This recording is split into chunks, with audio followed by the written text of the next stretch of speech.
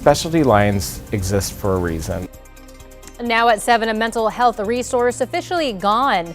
Why a crisis line here in Oregon says that they're worried it will stop people from seeking help. Plus, the Cram fire nearing 100,000 acres. We're hearing from one man whose neighbor lost everything in the fire, plus the latest on evacuation orders and...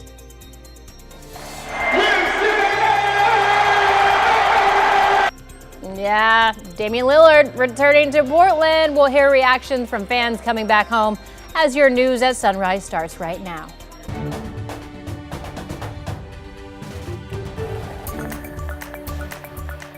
Good morning, and thank you for joining us live streaming at 7 o'clock. I'm China Green. We're going to go over to meteorologist Chris McGinnis. It's just these two. You just got these two kids today, so we're going to hold it down for you. Well, no, we got one more thing. We got the 7-day forecast. Oh. So. Everybody wants to see that. I'm going to step out of the way. I'm just going to give you the 7-day forecast right off the... Actually, I wanted to talk about the current temperatures out there right now, but I didn't have that queued up. So that's my bad. But you know what? You're going to get the whole enchilada right off the top. 85 degrees, mostly sunny today. Our weekend forecast looks gorgeous. Temperatures in the upper 50s for lows tonight. 80 tomorrow, mostly sunny conditions. Sunday's the one day we're watching that I think could be fairly cloudy in the morning. Maybe even a little patch of drizzle along the Oregon coast, but outside of that, a really quiet and quite comfortable forecast for now we get into the second weekend or second half of July. All right, let's get you out the door with a look at the roads. We start off zooming in on Clark County on this I-5 southbound commute. We're a little slow and go at the Interstate Bridge. Not bad. The Friday morning commute is typically a little lighter than Monday through Thursday, and that's holding true this morning. That said, 27 miles an hour right there. This is I-5 in the Rose Quarter. There's your southbound commute over on the right-hand side of your screen. I bring that up because overnight, tonight, and tomorrow night, I-5 South closes for some road maintenance between 9 to 5 a.m. That also impacts the ramp from the Banfield. I-84 westbound, you'll be diverted to to I-5 north. You'll have to go up and over the Fremont Bridge this weekend. Southeast Portland, Brookwood neighborhood, police on the scene of a possible injury crash here, Southeast 26th and Holgate. So be on the lookout for the emergency response there. Otherwise, as we mentioned, the drive in pretty good shape. There's a live look at the Banfield. That's zipping right along. And the commute from Clark County, really the only sort of slow spot out there right now. 11 minutes gets you in from Main Street to the Fremont Bridge. China? Thank you, Chris. Your time now is 7:02. The Press 3 option of the 988 Suicide and Crisis Lifeline meant as a mental health resource for LGBTQ plus youth is officially gone. Now, Oregon Lines for Life says that they're worried that the move will prevent some people from seeking help. Devin Haskins has the story. Lines for Life has been taking crisis calls in Oregon for 3 decades.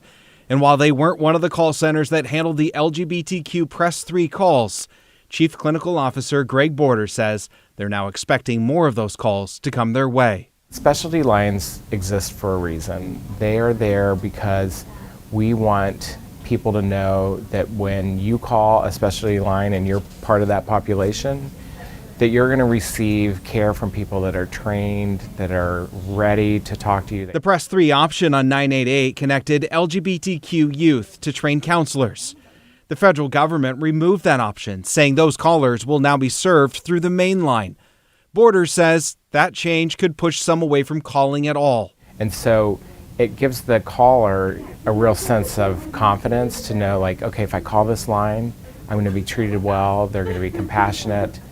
And, you know, taking that away, we worry will make some people feel like, oh, well, this isn't, I can't count on that when I call. Is it really, it forces people who are calling that number to have to already go in their background and re-explain, potentially come out to this person, have to tell their story, and really re-traumatize them when all they're doing is looking for support. Basic Rights Oregon calls the move harmful. People who are trans and queer have definitely higher levels of mental health issues, including suicidal ideation, and so it was already a need. Studies show LGBTQ young people are more than 4 times as likely to attempt suicide than their peers. And since 2022, when the Press 3 option was created, it's served more than 1 million people nationally and over 450 callers in Oregon a month. So it speaks to that there's a great need out there.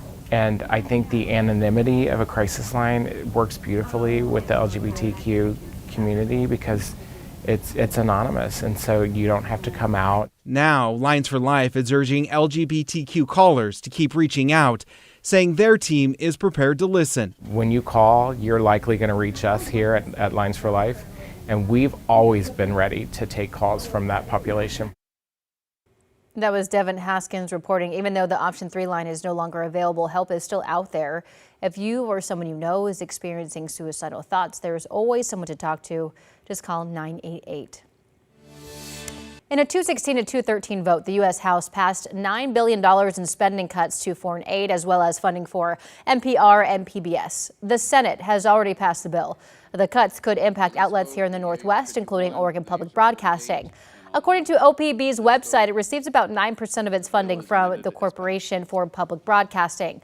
Oregon Democrats like Senator Ron Wyden criticized the cuts, saying that they will compromise safety and the ability to get out emergency alerts. He added that it will also hurt news coverage in rural communities. The bill is now headed to the president's desk.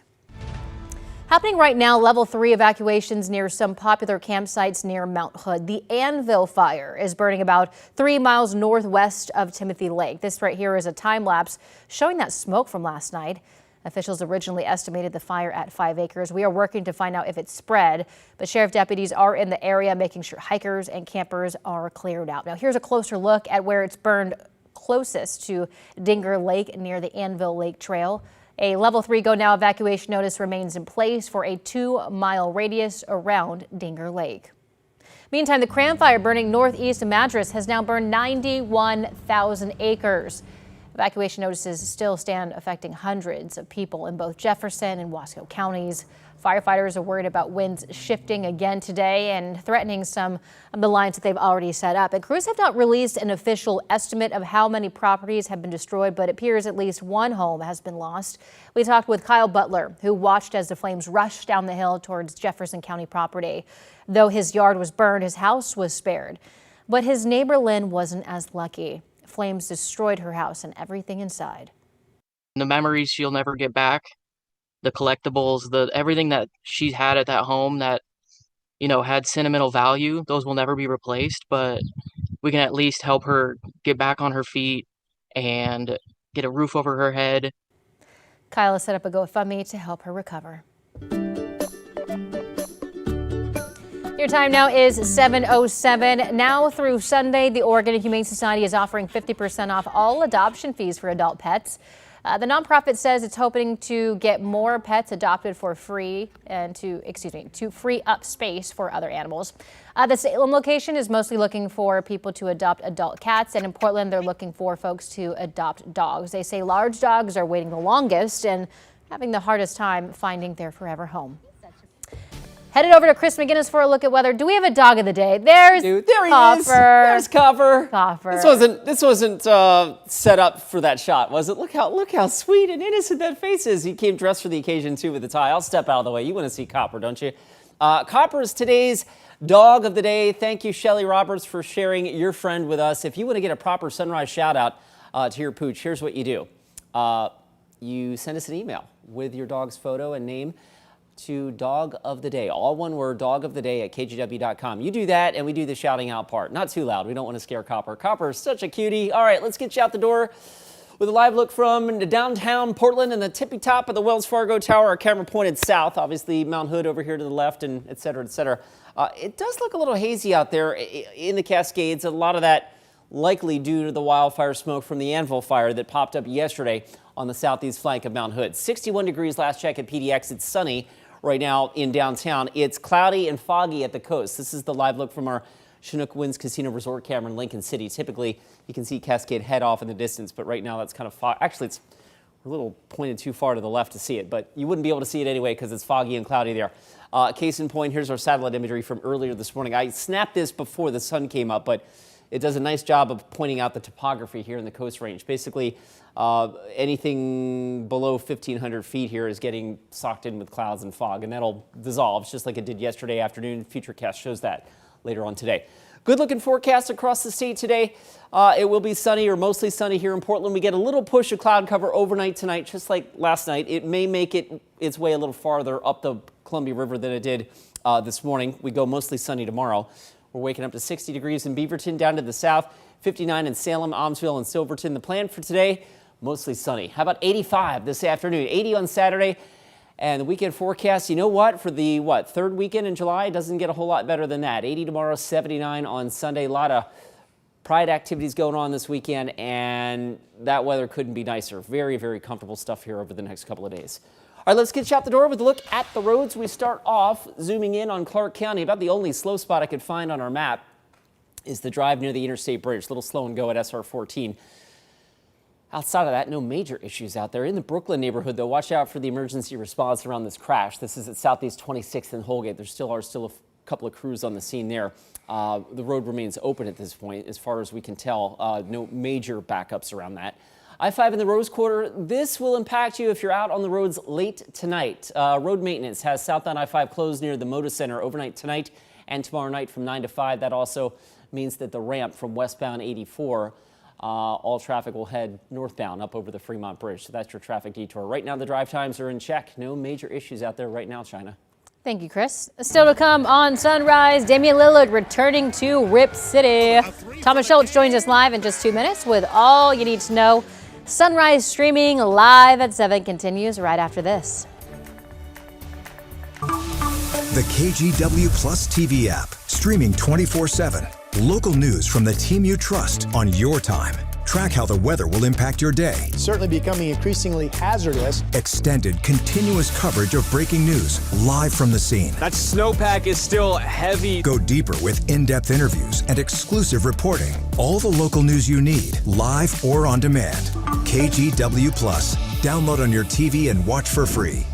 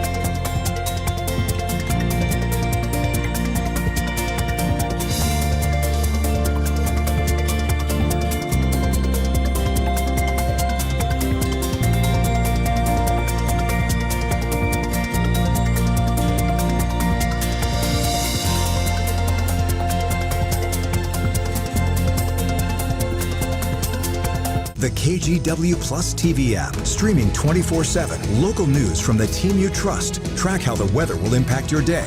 Breaking news live from the scene. All the local news you need. KGW Plus. Download on your TV and watch for free. On Weather Impact Alert Days, stay informed, prepared, and connected with KGW and KGW Plus. Coverage that alerts you to what's coming and how it will impact you. Watch extended weather coverage on KGW Plus. One of the Portland Trailblazers' best players in franchise history is back. Damian Lillard signed a 3-year deal with Portland yesterday. And even though he's been gone for a couple of years, there's still murals of Lillard all around town. Sunrise reporter Thomas Schultz joins us live from Southeast Portland. And Thomas, looks like you found one of those. You better not be ruining that mural, and you better be cleaning it. What are you doing? Oh, China, we are cleaning it with our Rip City towel. This is a custom-made Portland Trailblazers towel. And look, I mean, I know he's been gone a little while. The mural's in pretty good shape, but you know, it could use a little cleaning. And you know, they only put up murals for legends. This is one of them right here. The Trailblazers' all-time leading scorer finally coming back to town. It's time to dust up those murals just a little bit. Dame obviously fitting the billing of a Portland legend after 11 seasons with the Blazers. Of course, now he's back. 3 years, $42 million contract. Next year, the 35-year-old, unfortunately, will probably be spending it on the bench, but that's because he's rehabbing a torn Achilles. That's part of the reason he was available to begin with. Still, the fact that he's back at all is stunning to some of his biggest fans. I was like strolling and I saw that Dame Lillard went back and I was like, whoa, that's great. I didn't expect he was gonna go back to Portland, but hey, here we are. Well, he's my favorite player of all time. I watched him play for years and years. He's my kid's favorite player. You know, China, honestly, I think we did a pretty good job, but I think there's a little bit of a dust spot here we might be able to clean up. All right, that looks pretty good. And it's all because of our handy dandy Rip City towel. I'm sorry to our digital team. I stole this from them earlier today. You did. I'll get it back in just a outed bit. yourself. But guys, I mean, the main thing, let's call it borrowed, right? That's better. That's a better frame of reference. He's back. The guy, the myth, the legend. It's Dame time, guys. Dame time. Thomas Schultz reporting live from us. Thomas, we never know what to expect from that one. We appreciate it. Look at him. He's cleaning. He's finding murals. He's calling people legends. I mean, and he is a legend. Absolute legend. 2014 was the first real buzzer beater shot when it counted in the playoffs against the Rockets. This town went crazy, and then he did it again. And again, and pretty soon Dame would just do, and then he developed this I'm just gonna walk up from 3/4 of the way and just bomb the shot from half court, and the guy is just money and magic, and this town loves Damian Lillard. I love that. And so we're stoked to have him back. Let's hope that he makes a great recovery from that Achilles injury and can make a meaningful difference on and off the court for that team. Sure. That's awesome stuff. So is our weather. That's awesome. Woo! How about that? Here's a look at downtown Portland right now. We are looking south along the waterfront, and there's a little bit of wildfire haze in the air. That likely from the fire, again, that popped up that China was mentioning a few minutes ago along the southeast flank of Mount Hood yesterday, not far from Timothy Lake. 61, last check at PDX, 59 Hillsborough, 56 Forest Grove, and Sherwood.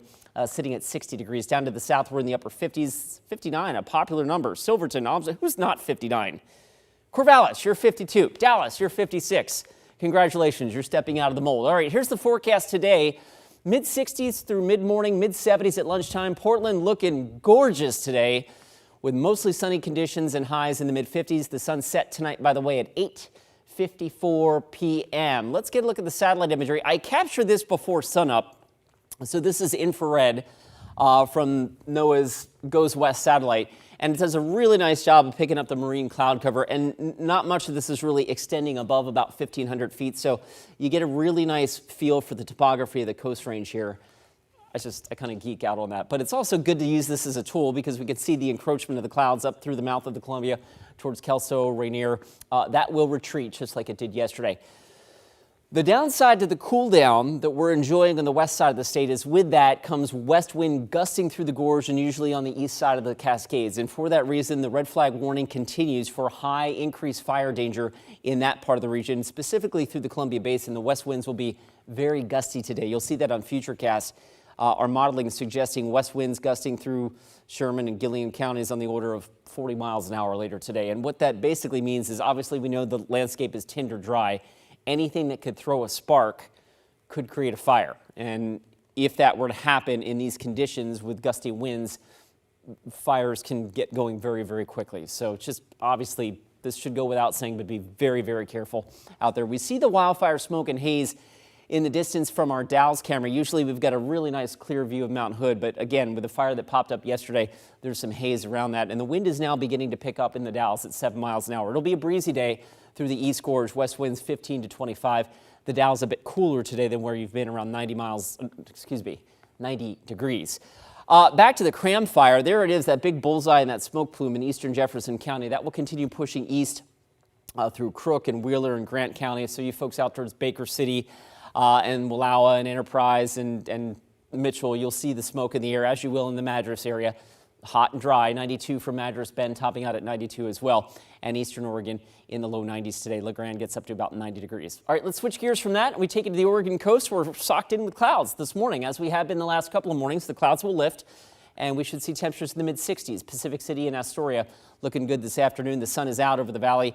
Right now, temperatures are comfortable, and they'll stay pretty comfortable today. Corvallis gets up to about 85, Salem 86, and up the I-5 corridor. Probably staying in the 70s in Longview today, to about 85 in Vancouver and here in Portland. That's our forecast high. The weekend looks great. Brief morning clouds tomorrow, otherwise mostly sunny. I think the clouds are a little more stubborn on Sunday morning, so that'll knock the temperature down a few more degrees. But a dry weekend and a really, by July standards, that's some really comfortable stuff, so we should really enjoy that. Let's get you out the door. We'll start off with a quick look at the roads, and we zoom into Clark County. A little slow and go at the Interstate Bridge, but not bad. In fact, it looks like traffic's actually improved a little bit from just a few minutes ago. Southeast Portland police still dealing with a crash here at Southeast 26th and Holgate. Back to the freeway drive here. We're in pretty good shape out there for the most part. I did want to point out again, reminder that I-5 southbound closes through the Rose Quarter tonight and tomorrow night for some road maintenance. That closure is from 9 p.m. until 5 a.m. the following morning. That also impacts westbound 84, so you'll be diverted onto the Fremont Bridge. Drive times right now are in pretty good shape. So far, no major issues out there. Sunrise rolls on a Friday morning. The KGW Plus TV app, streaming 24/7. Local news from the team you trust on your time. Track how the weather will impact your day. Certainly becoming increasingly hazardous. Extended, continuous coverage of breaking news live from the scene. That snowpack is still heavy. Go deeper with in-depth interviews and exclusive reporting. All the local news you need, live or on demand. KGW Plus. Download on your TV and watch for free.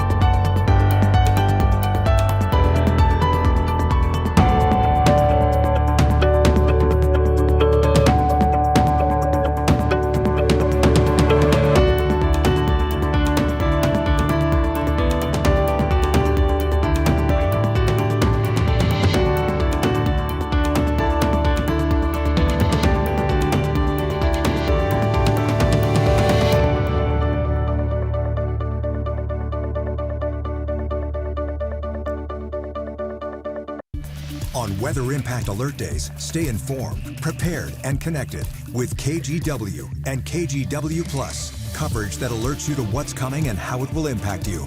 Watch extended weather coverage on KGW Plus. The KGW Plus TV app, streaming 24/7. Local news from the team you trust. Track how the weather will impact your day. Breaking news live from the scene. All the local news you need. KGW Plus. Download on your TV and watch for free. Today, President Donald Trump is expected to sign a bill that would cut $9 billion in spending from everything from foreign aid to public broadcasting. NBC's Alice Barr has the latest from Washington, D.C.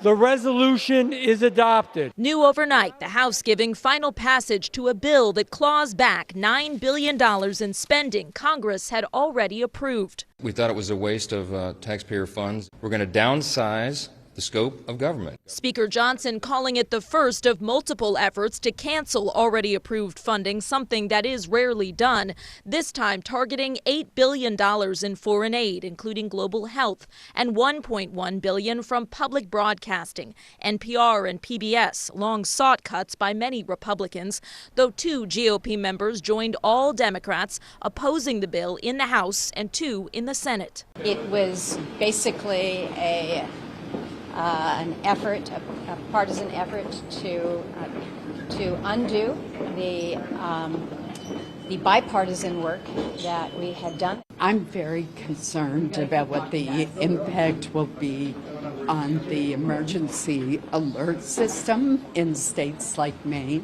Also overnight, the House Rules Committee advanced a resolution calling for more documents to be released in the case of sex offender Jeffrey Epstein, as President Trump, working to quell growing anger from some of his supporters, asked Attorney General Pam Bondi to make grand jury testimony public. Bondi quickly saying she's ready to move the courts today to unseal the transcripts.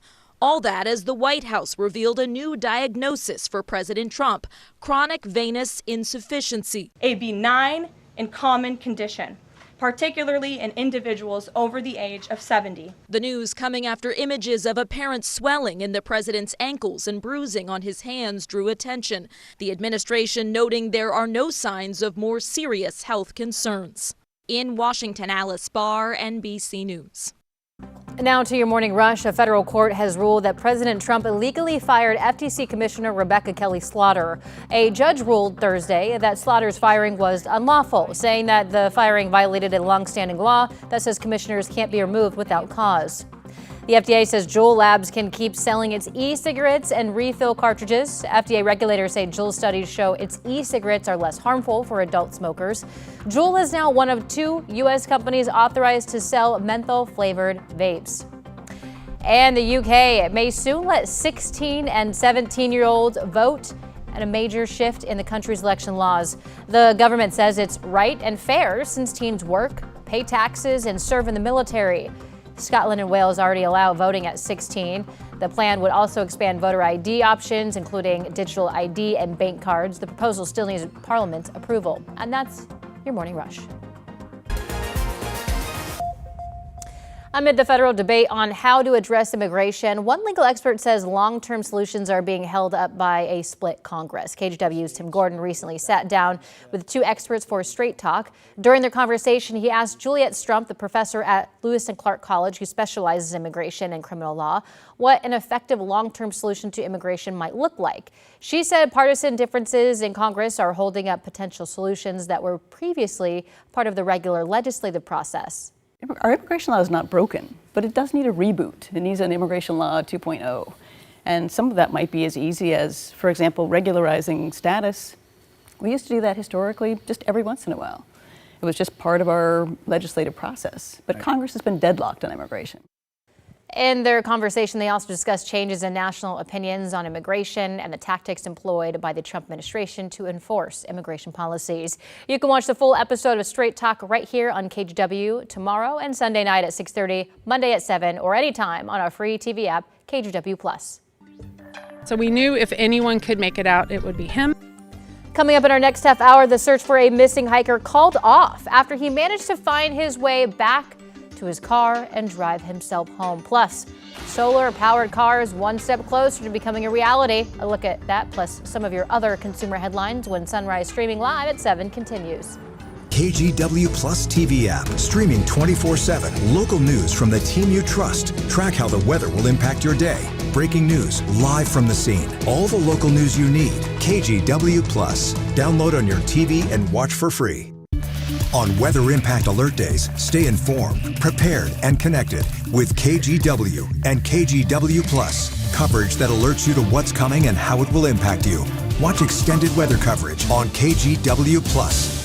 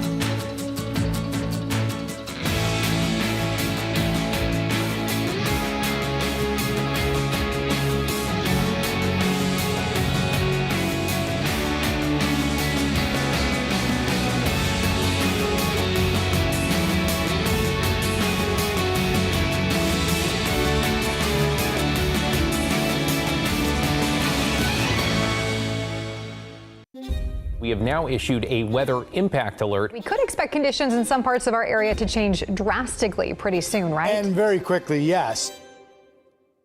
This is significant rainfall coming our way. You'll definitely want to be extra cautious. Certainly becoming increasingly hazardous. We've got the potential for some tree limbs or even trees or power lines to come down. Of course, when you hear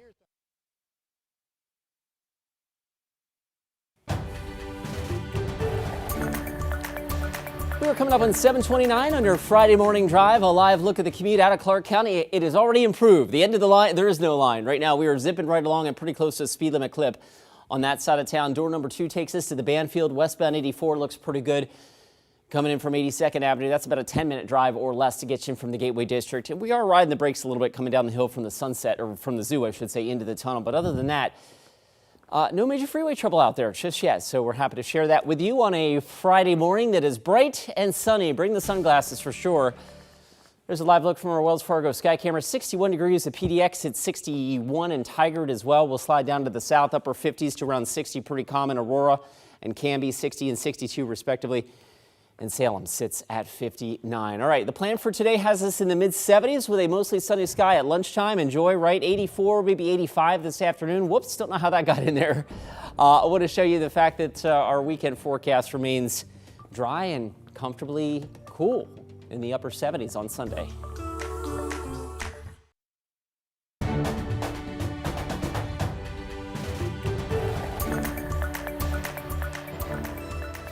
Good morning. It is 7:30 on your Friday. We are streaming live right now, taking a live look from our Dallas sky cam. It is looking beautiful out there. This week it was pretty hot, and then it's slowly gotten better.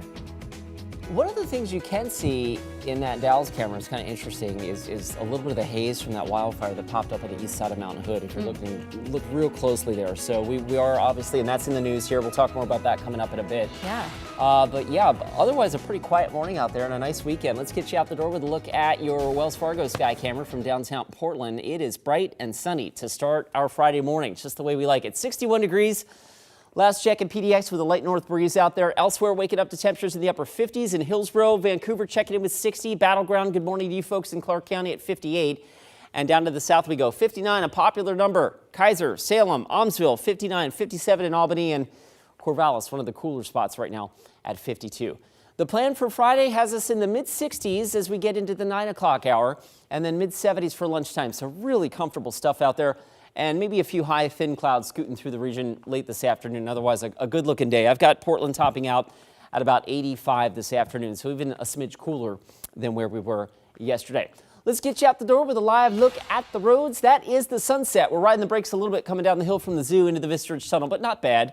Again, normal slow and go action there. We'll switch gears real quick. Let me see if I can try to get you to Clark County. I wanted to show you that the end of the line is already cleared the interstate bridge. I-5 is zipping right along on that side of town. So we're pretty close to a speed limit commute out of Clark County. Inbound Sunset's about a 17-minute ride right now. That looks pretty good to get you into the Vista Ridge Tunnel.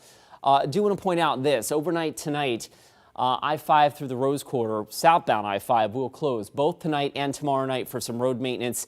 Traffic will be diverted over the Fremont Bridge. That also, of course, impacts the Banfield. Westbound 84 traffic will be diverted up and over the Fremont Bridge again tonight and tomorrow night through 5 o'clock the following morning. China, back to you. Thank you, Chris.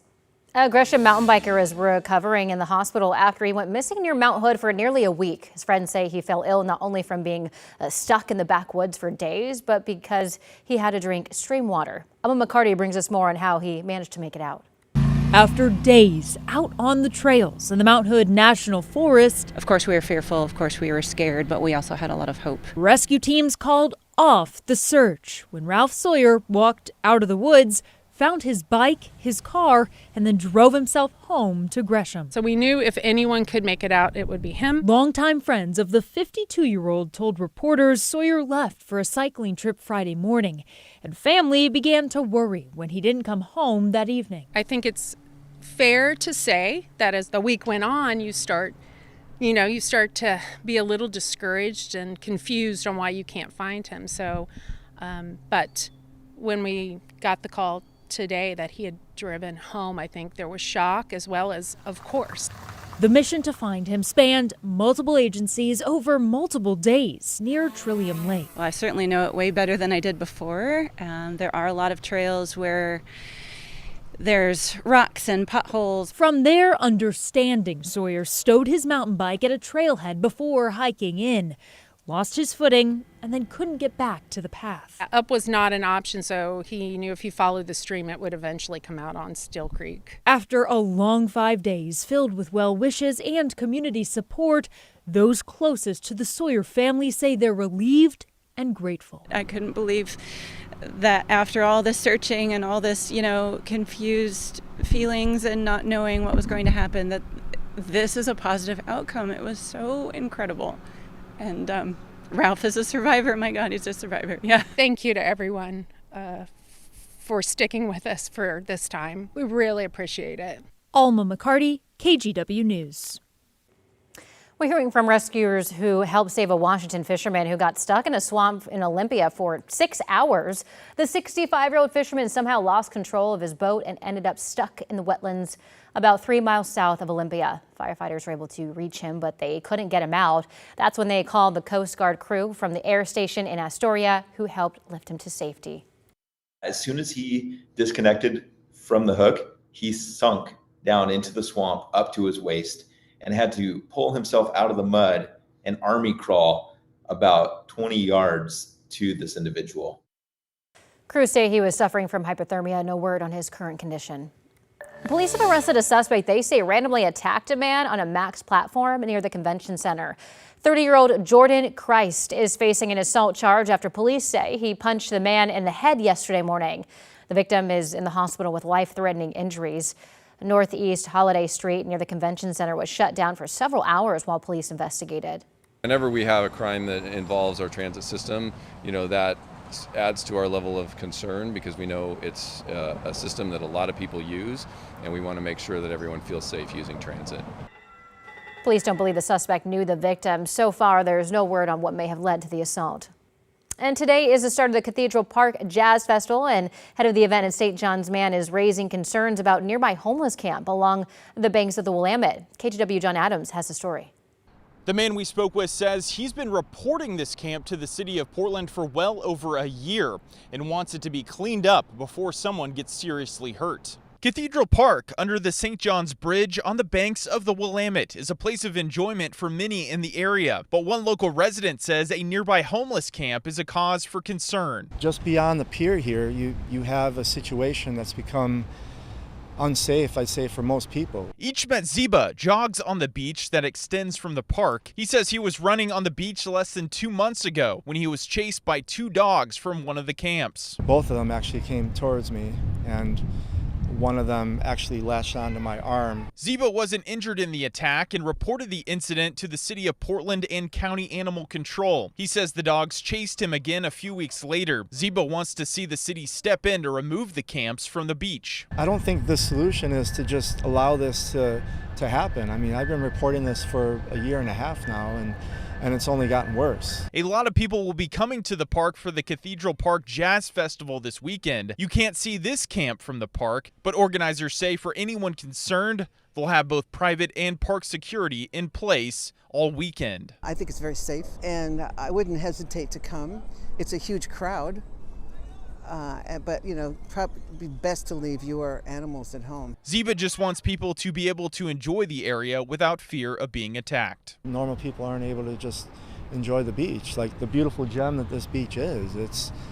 It should be for all of Portland, and unfortunately, people aren't able to enjoy it. In St. John's, John Adams, KGW News.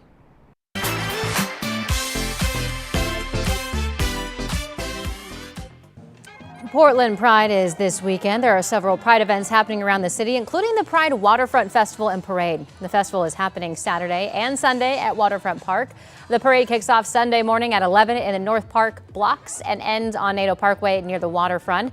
For more information, head to portlandpride.org. And if you can't make it out to the parade in person, don't you worry. We'll be streaming it live right here on KGW Plus starting at 11 a.m. And Chris McGinnis is here, our meteorologist, who's going to walk us through our weekend weather. How about this? I mean, mid-July, we could be sizzling, right? We are not going to be sizzling this weekend. It's going to be quite comfortable. Brief morning clouds, otherwise mostly sunny tomorrow, 80. Morning clouds probably a little bit more stubborn on Sunday, maybe thick enough that they last for most of the morning. That'll probably keep our temperatures down a few degrees. But again, really, really comfortable stuff this weekend. So nice stuff ahead as we go into the next couple of days. Right now, the live look from Salem, it's clear. It's 59 at our state capitol. The valley forecast today is warm, but comfortable. Again, not as hot as where we were earlier in the week. 86 in Salem, McMinnville, and Corvallis. Let's bring you back up to downtown Portland again. Our Wells Fargo sky camera showing mostly clear skies in 61. Hour by hour, we should be in the mid-70s at lunchtime today, so really comfortable stuff. And as we roll into the afternoon, low 80s at 2 o'clock and probably a little warmer than that as we finish off the day. Vancouver gets up to about 85. Battleground, I might have to bump that up a little bit. I'd say about 80 in Battleground, but 75 seems doable in Longview and up and down the I-5 corridor. Whoops, we just zipped right through the temperature map. But you know what? You probably want to see the 7-day forecast more anyway. I'll step out of the way. We continue stepping down in the temperature department. We were 97 on Wednesday. We were 87 yesterday, today 85, and back into the comfort zone here for the upcoming weekend. Clouds could be pretty stubborn Sunday morning and especially Monday morning as well. We may even squeeze out a little patchy drizzle beneath that cloud deck Monday, which would maybe bump temperatures down even a little bit more from where they are. But there's no sign of any significant rain in that system as it passes by. And then we warm right back up into the mid-80s for early next week. Let's get Chap the Door with a look at the roads. The drive time in from Clark County up to about 13 minutes on I-5 anyway. That's from Main Street to the Fremont Bridge. It's puttering along a little bit through North Portland. There's the live look right now at SR 14 and I-5. Traffic doesn't look all that bad. Other drive times shaping up like this. 18 minutes your I-84 drive to get you in from Troutdale. And other than that, really a fine looking morning commute out there. No major issues on this Friday morning. China, back to you. Thank you, Chris. Solar-powered vehicles may sound like a thing of the future, but what if I told you that reality might be closer than you think? Coming up in 2 minutes, we'll look at one company already test driving some sun-powered cars. Sunrise streaming live at 7 continues right after this. On Weather Impact Alert Days, stay informed, prepared, and connected with KGW and KGW Plus. Coverage that alerts you to what's coming and how it will impact you. Watch extended weather coverage on KGW Plus. The KGW Plus TV app, streaming 24/7. Local news from the team you trust. Track how the weather will impact your day. Breaking news live from the scene. All the local news you need. KGW Plus. Download on your TV and watch for free.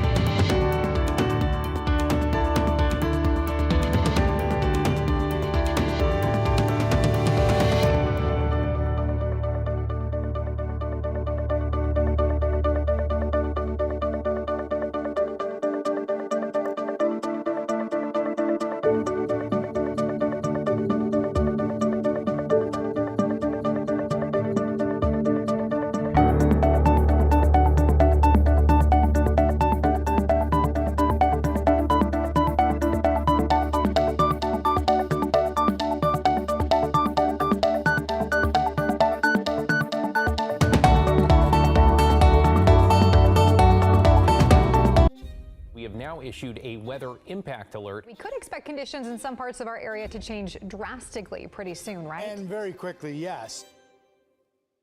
This is significant rainfall coming our way. You'll definitely want to be extra cautious. It's certainly becoming increasingly hazardous.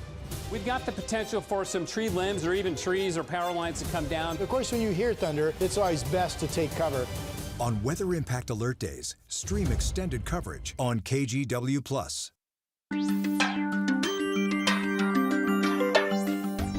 A California company is close to beginning production on a solar-powered car. Brooke Martell with our affiliates in San Diego explains how it all works. It's the first of its kind, a solar-powered car. And when you see it out on the roads, you're probably going to want to take a second look.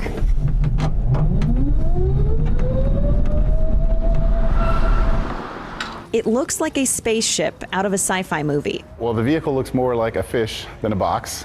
Equating to 350 miles per gallon and driving on 3 wheels, the Aptera is powered by the sun. The great thing about being solar powered is you're not taxing the grid every time you need to charge your EV. You just leave the Aptera outside. Every day it puts 40 more miles of power back in the tank.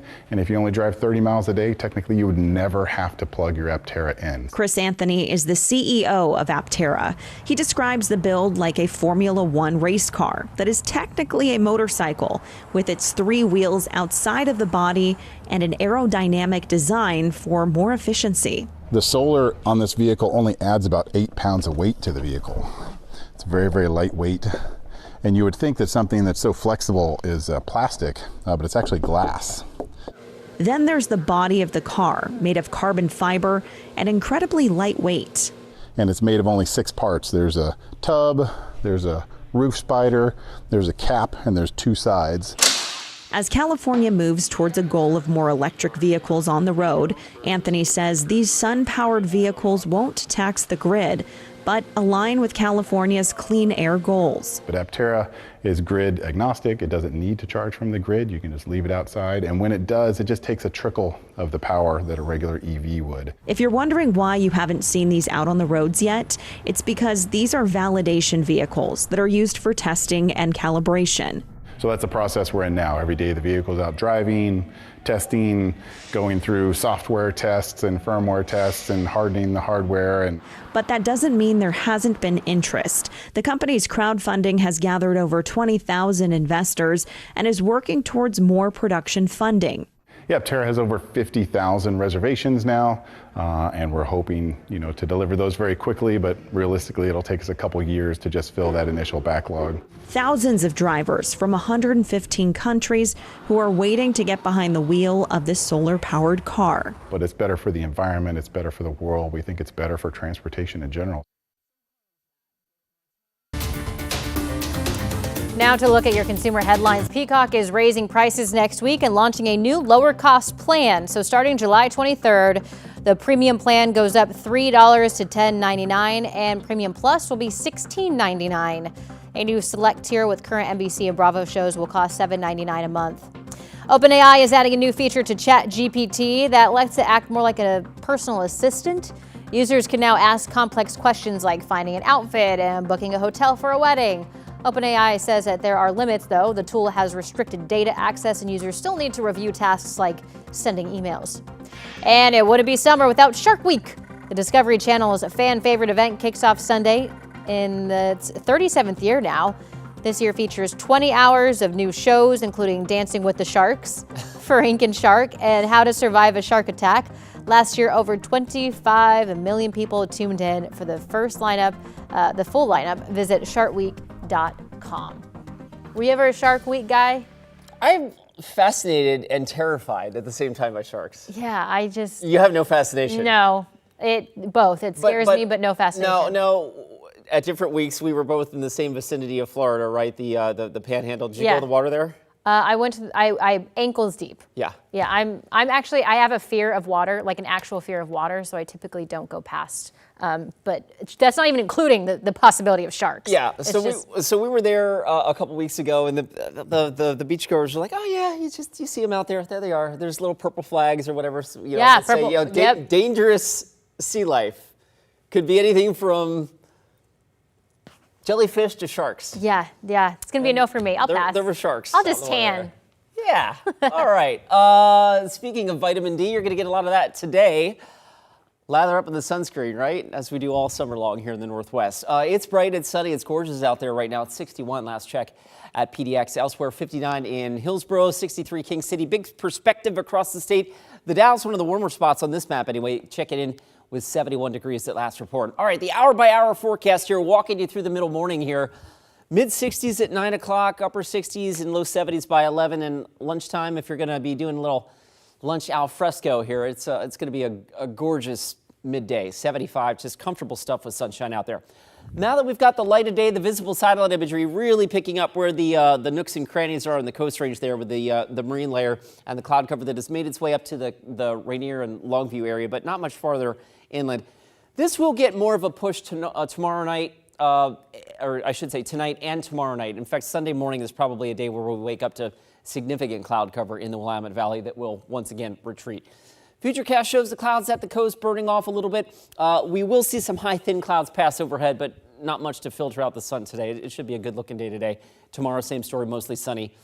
I do want to point out that fire danger is high. I mean, it just goes without saying that it's high this time of the year everywhere, but especially in the East Gorge and across portions of Central Oregon today. The dry fuel and the gusty west wind that will be whipping through the gorge today means that anything that could throw a spark could very quickly start a new fire in breezy, windy conditions like this. Arlington could see wind gusts on the order of 30 to 40 miles an hour today.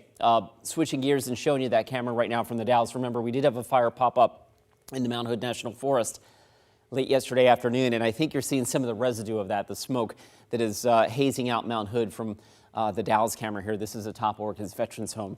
71 degrees last check there. The breeze will be whipping through the east end of the gorge. West winds sustained at 15 to 25 with higher gusts. The Dalles topping out at 90. Ongoing wildfire fighting efforts continue near the Cram Fire, Oregon's largest wildfire, now creeping up on 100,000 acres east of the Madras area. There will be a little bit of wildfire smoke. The prevailing wind, though, is out of the northwest. So that means that most of that smoke from that fire is actually heading into eastern Oregon. So think Wheeler and Grant counties over towards Baker County and into the Wallowas and the Blues. So smoky conditions will continue in that part of the state. You may even taste it. That's never a really pleasant thing. LeGrand getting up to about 90, 87 in Baker City again with a little bit of wildfire smoke in the air for you folks. Lincoln City is fogged in right now, but that'll lift, and daytime highs will eventually get into the mid-60s to about 70 or so in along the Oregon coast. The Willamette Valley is mostly clear. That's the live look from Sherwood right now. And we've got highs in the mid-80s today, so average or just a smidge above average for this time of the year. Certainly cooler than we were earlier in the week. Longview gets into the upper 70s. I'm going to have to bump that battleground temperature up a little bit. I think you're closer to about 80, 85 in Vancouver and 85 here in Portland. Weekend forecast, as we mentioned, is dry. There will be some morning cloud cover tomorrow and especially, I think, on Sunday. And with that will come slightly cooler temperatures. But again, really nice looking forecast over the next several days. Let's get you out the door with a look at the roads. We start zooming into the Rose Quarter. I want to let you know about this. Overnight tonight and tomorrow night, ODOT doing some maintenance here. Southbound I-5 will close through the Rose Quarter both nights from 9 until 5 the following morning. That'll also mean that the 84 westbound ramp to I-5 south will be closed. You'll have to go north on I-5. Up and over the Fremont Bridge. There's the drive through North Portland right now. This is up near Columbia Boulevard. It's busy, but traffic's moving, certainly lighter than our typical Monday through Thursday commute. I-84, the Banfield looks good. Door number 3 takes us over to the Sunset, riding the brakes a little bit, coming down the hill from the zoo into the tunnel, but nothing major out there right now. 14 minutes the I-5 drive right now to get you in from Main Street to the Fremont Bridge. China. Thank you, Chris. Still to come on Sunrise, a unique experience in the Willamette Valley, teaching people about the wine-making process through hiking. The Sunrise streaming live at 7 continues in just 2 minutes. The KGW Plus TV app, streaming 24/7. Local news from the team you trust on your time. Track how the weather will impact your day. Certainly becoming increasingly hazardous. Extended, continuous coverage of breaking news, live from the scene. That snowpack is still heavy. Go deeper with in-depth interviews and exclusive reporting. All the local news you need, live or on demand. KGW Plus. Download on your TV and watch for free.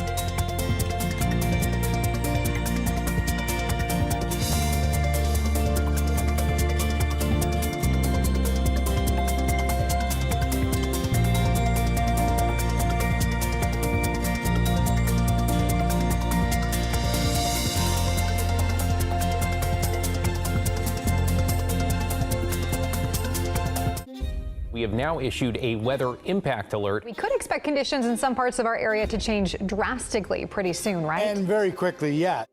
This is significant rainfall coming our way. You'll definitely want to be extra cautious. Certainly becoming increasingly hazardous.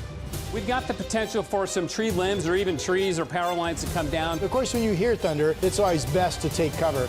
On Weather Impact Alert Days, stream extended coverage on KGW Plus.